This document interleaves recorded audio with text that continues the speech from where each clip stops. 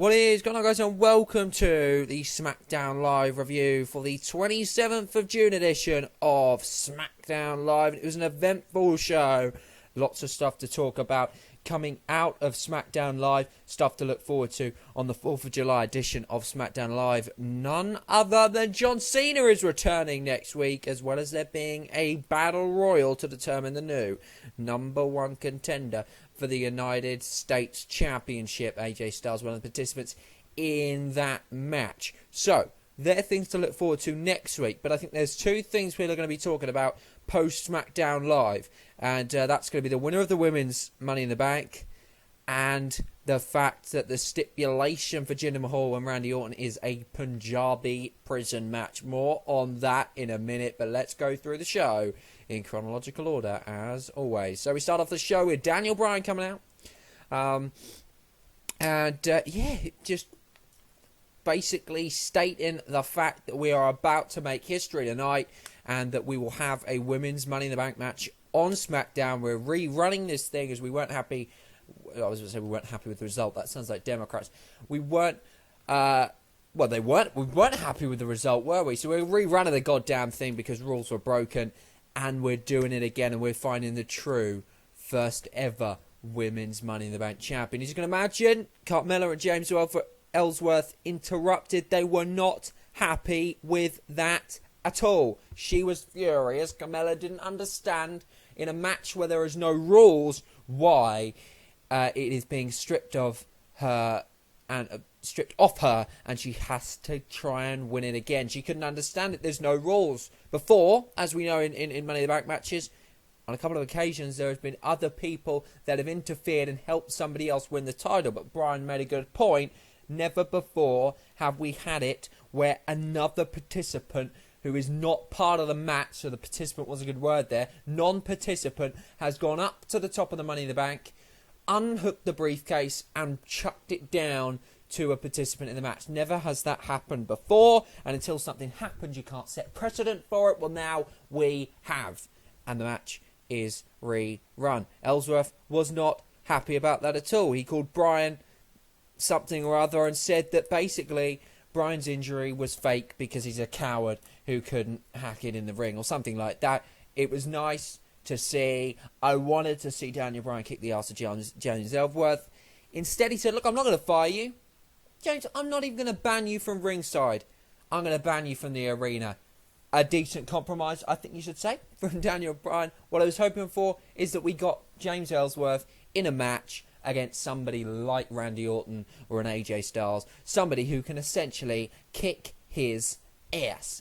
And then in that way, he's obviously going to be banned from ringside because he's not going to be able to go to ringside because he is going to be fucked up. We didn't get that, and Daniel Bryan went for the less creative but still kind of funny route of getting him kicked out and banned from the arena. And the security came out, eventually got him out. The crowd singing na na na na, hey hey hey, goodbye. And yeah, I mean, we'll talk about the shit WWE security that's clearly there a little bit later on. I mean, unbelievable how he managed to get back into the arena. Security at WWE events, absolutely terrible, folks. So if you haven't got a ticket to a WWE event, you'll probably be able to get in anyway. Oh dear. The Hype Bros then face the Usos in a match where basically, I mean, I suppose you could say, if they win, they'll probably get an opportunity against the Usos. The match was okay, not exactly inspiring. It was okay. Comfortable, comprehensive win, I think we could word it as, for the Usos. The Hype Bros go to the back of the line. Wouldn't be surprised if they split up in the next few weeks. Most likely, Mojo Rawley turning on Zack Ryder. And moving on to bigger, better things that many expected him to do after WrestleMania, and he simply hasn't. I'm not one that loves Mojo Rawley, but maybe Zack Ryder, Mojo Rawley feud is something I may be able to get invested in. We'll have to wait and see. Obviously, we have just recently on Raw had a tag team breakup that I don't think Ryder and Rawley will really be able to compete with. But there you go. It can still be a decent kind of middle of the range feud. I can't fucking speak properly today. We then got the New Day coming out saying, look, we're going to challenge you to a rematch. Do you accept at Battleground? The Usos, in a roundabout way, said yes. back and forth, la-di-da-da, we get a match at, we get a match at Battleground between the New Day and the Usos. These two teams have good chemistry. I think they'll put on a great match. I do think the tag team division on both sets of the roster has really sort of fell away. I can remember a couple of years ago where, Tyson Kidd and Cesaro were really hot. The Usos were putting on stunning matches, where the tag matches for pay-per-views at times were the matches I was most looking forward to. They were entertaining, they were high-flying, they were all over the place. I just think we've kind of lost that with the tag team division in the sort of last year or so, and it's been a bit poor. But maybe this is what happens after that. I mean, it was not a bad match. I mean, to be fair, the thing I was watching on, I don't know that you guys were, I weren't watching it on Sky because I forgot to record it, so I had to find it online. Actually had, when it went to commercial, had the match still playing in silence, no commentary, with the commercials in a kind of, it was basically the match was in a kind of a corner of the screen, in a small sort of box. You could still kind of watch it. Did that happen for you? Because it was weird, because you came back from commercial and it was literally, the match was over. It was like 30 seconds, match was over. Now, if you didn't get to see the match in the corner during the commercial, that would have probably been weird. Now, if you did get to see it, then it wouldn't have been so weird. And that happened in the Baron Corbin Zayn match as well. I mean, the finish didn't happen straight away after, but you got to see it through the commercial break in the corner. I don't know whether that happened with you guys or whether that was just where and what I was watching it on. We then got a SmackDown Women's Championship match, Naomi versus Lana. I don't know what to make of this, really. I don't know what WWE were going for. Lana started off quickly, and basically it looked like, she might actually get the victory. She hit her finisher, and then all of a sudden, tables turned, Naomi kicked out. She was like, right, you don't do that to me. I'm the champ. And bang, it was done pretty much like that. And Naomi won the match. So whether you could say Lana went too fast out of the blocks, it was a rookie mistake, perhaps that's what they're going for, I don't know. It was more of a segment than a match. I know there was a match there, but it was more of a segment than anything else. Lana, obviously, clearly, the step up to the top, step up to the championship has not been successful for her, and she's going to have to find a way to try and get back up there. Perhaps that's the story they're going for. If they are, it's creative, it's something different from WWE, and I don't mind it at all. If that wasn't what they're doing, and they just literally I don't know, it was a bit of a confusing thing, but Naomi getting the win, which wasn't a surprise, but the way she got it maybe surprised a few. Moving on to what happened next. We then got Randy Orton coming out to the ring, sitting on a chair. Actually, no, that's a lie, actually. Thingy was singing beforehand, Aiden English. I think I spoke about Aiden English singing on Raw and was like, thank God he hasn't been doing that on SmackDown recently. I did that yesterday, and he was singing on SmackDown today. So that's something I need to stop doing, is talk things up, because I end up jinxing them into happening. So I apologise for everybody that had to put up with the 20 seconds of Aiden English singing, and it was no doubt exclusively my fault. Randy Orton came out, RKO'd him during the commercial break. I've got a phone call, so I'll have to get back to you guys. I don't know if someone just sat on their phone or not. I really don't know. But that was a bit weird. Anyway, it'll probably ring back in a minute, so this will probably be a start to then stop again. But yeah, Randy Orton came out during the commercial. We didn't get to see it, so it looks like this whole commercial thing... Oh, there we go. Sorry about that, guys, but we are back for the SmackDown Live review. That's a little bit of an interruption there, not that you'll know it, because I'll edit it like an absolute G, and you won't even pay any attention. I'm in a bit of an excited mood today, and I don't know why. It won't last long, folks. It will last probably 10 minutes, and I'll go back to my depressive state that is 24/7. Well, in this case, today, looks like it's 23/7. That ain't bad, is it? An hour of happiness. Can't really ask for much more than that, can I? Back to SmackDown Live. And, basically, Orton RKO'd Aiden English, and then came out and basically kind of pretty fucking decent promo. And said, look, I want a fucking rematch, otherwise I'm going to kick this shit out of Mahal, whether it's backstage, in the parking lot, on the plane, in the arena next week, outside the arena, I don't care, I'm kicking the shit out of Mahal unless you give me a rematch. Shane McMahon came out, and in a roundabout way, in the end, gave Randy Orton what he wanted, a rematch, but said, look, I'm going to give you a rematch, at Battleground, but Mahal's going to pick the stipulation. Out comes... No, I was about to sing Great Khali's music, and I can't think of Jinder Mahal's music. Anyway, he comes out with the Singh brothers. Oh, no, hang on, I don't actually think... What? No, oh yeah, they were. They were kind of... Were they standing? I don't know if they were... I don't know if the Singh brothers were there. Maybe they were, maybe they weren't. I don't know. They're so irrelevant. I don't really pay much attention to them. Well, apart from obviously in matches when they're fucking interfering. Anyway, stipulation. I'm thinking. I thought probably no disqualification ain't a bad shout. Last man standing. I don't know. Ambrose Asylum. Falls count anywhere in India or something. I don't know where I was. But anyway, out comes Punjabi Prison. The last match I was expecting, I mean, yeah, if I'd have actually thought about it, I suppose it was a possibility, but I mean, an unlikely one. We haven't seen a match in 8. I mean, I've never seen a Punjabi Prison match myself. You know, I know there's been Punjabi Prison matches before. I've never actually gone and watched any in the entirety. I've seen bits of them. I kind of know the rules, that you have to, you know, escape the Punjabi Prison. And yeah, I don't know, if you have seen and were there for Punjabi Prison matches with WWE fans when they took place, is this a stipulation? Is this a match I should get excited for? It's something different for me, maybe for long-term wrestling fans, sort of 10, 15, 20 years, it's not that new.